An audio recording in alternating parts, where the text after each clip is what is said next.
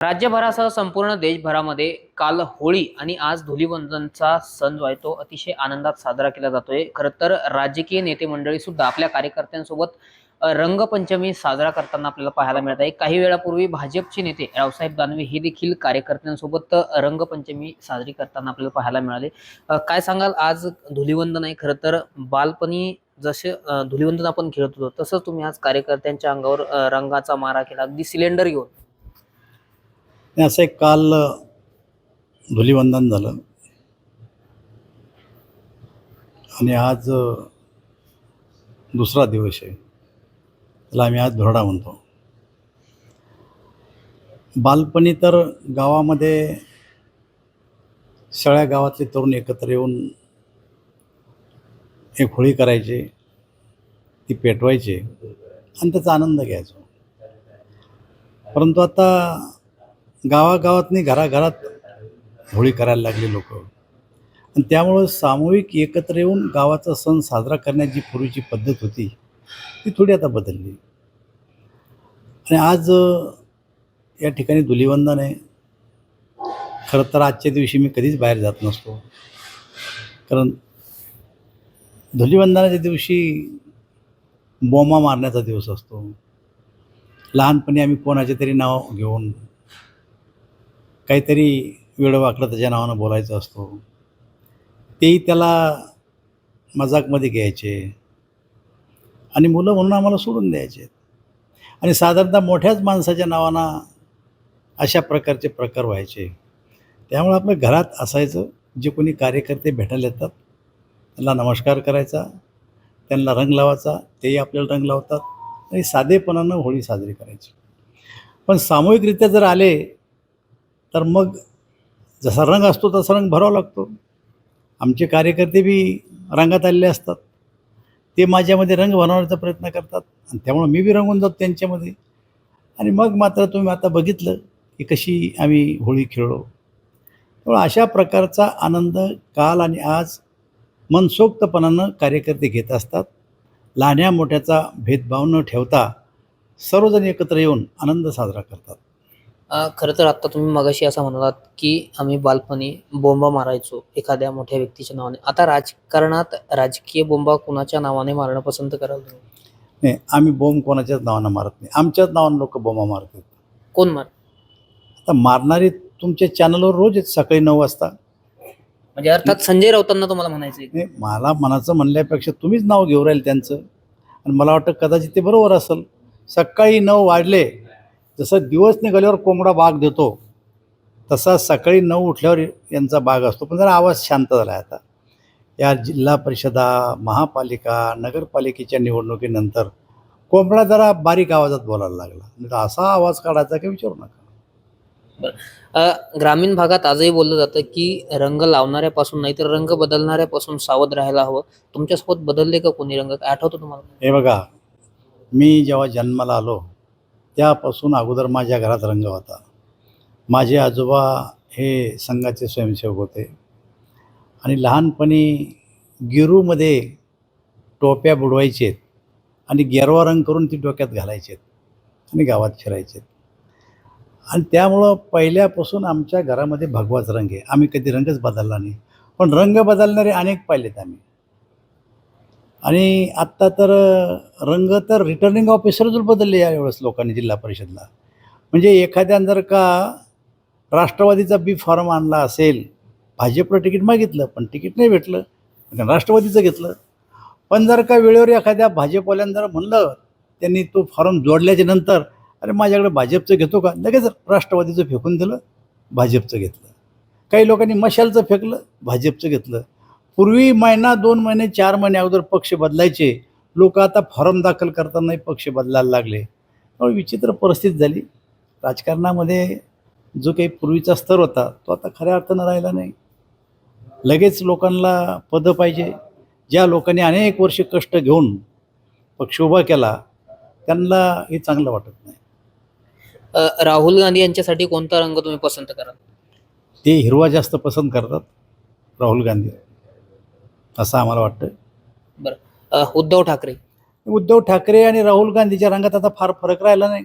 कशा? ज्या टायमाला बाळासाहेब होते त्या टायमाला बाळासाहेबाचा रंग भगवा होता. काय राहिलं म्हणजे? अहो, उत्तर प्रदेशचे खासदार निवडून आले. कोणाचे? मुलायम सिंगाचे. तर मातोश्रीवर ते यांना भेटायला गेले आणि माँसाहेबाच्या फोटोसमोर ही खेटरासकट उभे राहिलेत आणि त्यांचं स्वागत बाळासाहेब ठाकरेंनी केलं. मला सांगा, भगवा रंग त्याजवळ राहिला का आता? आणि आम्ही म्हणणं सोडून द्या, लोकांनीच ठरवलं आता का रे यांच्या अंगावर आता हिरवा रंग आहे, आता भगवा रंग नाही. त्यामुळे लोकांनी त्यांना नाकारलं. आता लोकांनीच त्यांचा रंग बदलून टाकला. आता ते हो म्हणत नाही म्हणून. पण ते म्हणतायत की आम्ही हिंदुत्वाचा विचारसरणीवर अरे केले गोष्टी केल्या. आता फक्त ते आणतात हिंदुत्वाचा. जर त्यांचा म्हणणं खरं असतं तर या राज्यातल्या लोकांनी त्यांच्या बाजूनं कल दिला असता. ते कितीही ओरडत असले तरी लोकांनी ठरवलं की यांनी रंग बदलला, आता यांच्या रंगात आपण राहायचं नाही. ते किती म्हणू हिंदुत्ववादी ते. आता कसलं हिंदुत्वाद सोडा त्यांनी. ज्या काँग्रेसने निधर्मी म्हणतात स्वतःला, त्यांच्यात दोन्ही बसल्याच्या बाबत काय राहिलं मला सांगा? म्हणजे केवळ विचारधारा सोडल्यामुळे लोकांनी यांना नाकारला असं म्हणायचं तुम्हाला? नक्कीच. विचारधारेवर चालणारा पक्ष होता. भारतीय जनता पार्टी शिवसेनेची विचारधारा एक होती म्हणून आम्ही एक होतो. पण त्यांनी विचारधारेपासून ते दूर गेलेत आणि त्यामुळे लोक त्यांच्यापासून दूर गेले. बरं, संजय राऊतांसाठी कोणता कलर? मी सांगितलं ना तुम्हाला, संजय राऊत घ्या, उद्धव ठाकरे घ्या, राहुल गांधी घ्या, हे सगळे आता एकाच रंगात डुबेलेत. तिघही जण. त्यांना आता समजत नाही दुसरा कोणता घ्यावा आणि घेऊ बी शकत नाही. ते आता ते बिलकुल हिरव्या रंगात गुरफाटले गेले. त्यांच्या सांगित दुसरा रंग बी नाही आता तिघासाठी बी. तिघाला वेगवेगळा रंग देऊ शकत नाही आम्ही आता. बरं, शरद पवार साहेब. शरद पवार एक ज्येष्ठ नेते आहेत. या राज्यासाठी त्यांनी योगदान दिलेलं आहे आणि त्यांचं एक ज्येष्ठत्व पाहता, त्यांचं वय पाहता, सध्याच्या परिस्थितीत त्यांना अशा प्रकारचं कोणता रंग देऊन वेगळं करणं चुकीचं आहे. रामदास आठवले. ते आमच्याच रंगातले रामदास आठवले. रामदास आठवले नेहमी एक. आम्हाला रामदासजीचा रंग पसंत आहे आणि रामदासजीला आमचा रंग पसंत आहे. बरं, असा कोणता नेता आहे की ज्याला रंगाची उपमा देताच येत नाही, म्हणजे बेरंग आहे तो? जे हिरव्यात डुबले ते बेरंगच आहेत की नाही. नेता बेरंग असूच शकत नाही. पण जो स्वतःचा रंग सोडून दुसऱ्या रंगात जाऊन डुबतो तो बेरंग. बरं, असे कोण महाराष्ट्रात नेते कोण येते? उद्धव सेना, ते बी डुबले, कार्यकर्त्याला घेऊन डुबले, त्यामुळे त्यांचा रंग गेला. आणि असे कोण नेते आहे की जे सगळेच रंग लावून बसले? आणि असं आहे, एकच नेता सगळे रंग लावून बसला याचा अर्थ असा होतो एकच माणूस सगळ्या पक्षात जाऊन फिरून आला. कोण आहे असं महाराष्ट्रात? आता अनेक आहेत. एकाचं नाव कशाला घ्यायला होता मला कोणाला विचार. आजचा चांगला दिवस आहे, त्यालाही माझ्याबद्दलचं दुःख वाटेल की माझ्याबद्दल असं का बोललो मी. पण सगळे रंग लावणारा नेता कोणाला म्हणतात की सगळे पक्ष फिरून आला आणि आता एका वेगळ्याच पक्षात गेला, त्याला म्हणते जास्त रंग लावणारा.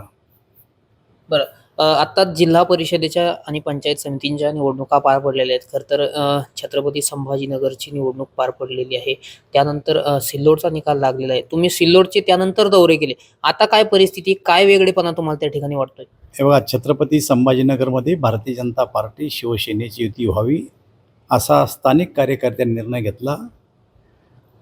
सर्व नेते एकत्र बसले, परंतु सिल्लोडच्या नेत्यांनी सांगितलं की मला युती करायची नाही, मी स्वबळावर निवडणूक लढन. आणि अहंकार आला. त्यांना असं वाटलं की आमच्याकडं जे काही 11 सीट आहेत हे 11चे 11 सीट आम्ही निवडून आणू.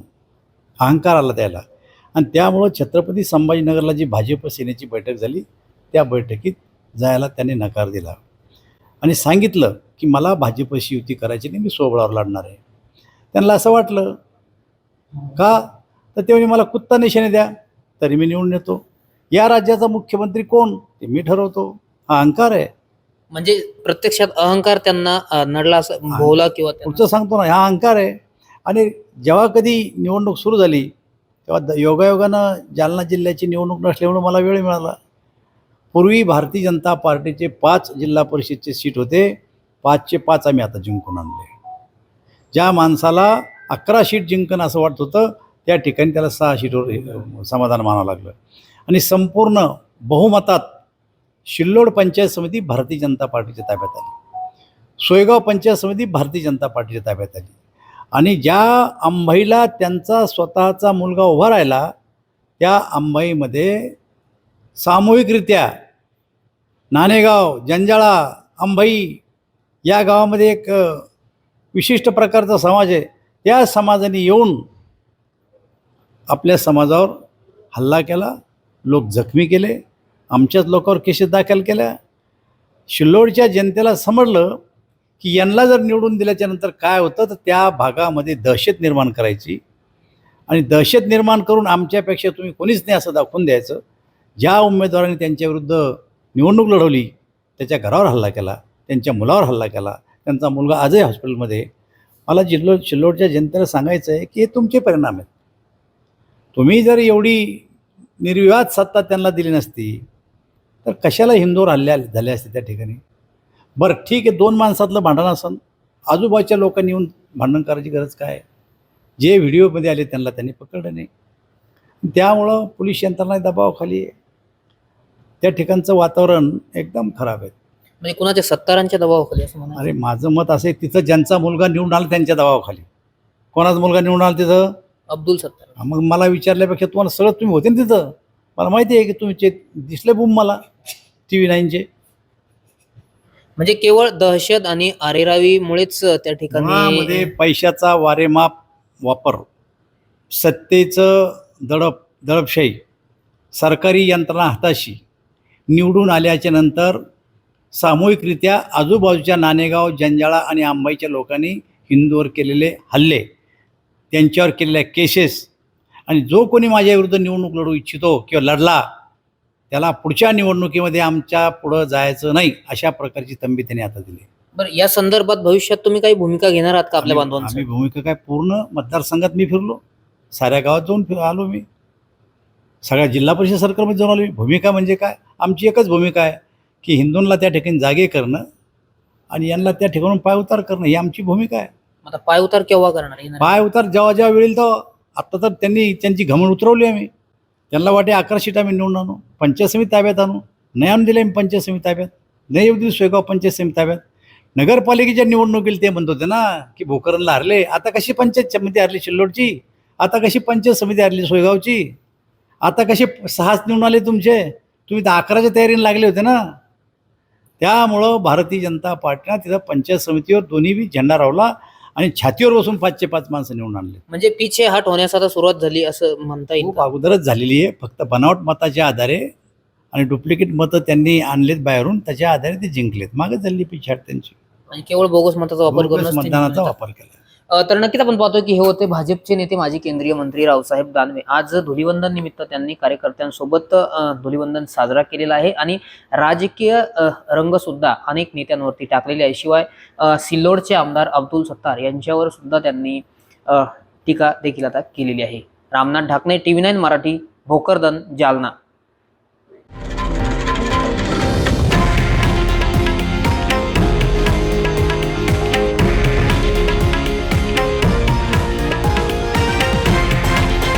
हे आहे देशातील नंबर 1 न्यूज नेटवर्क आणि आपण पाहत आहात TV 9 मराठी, एकमेव.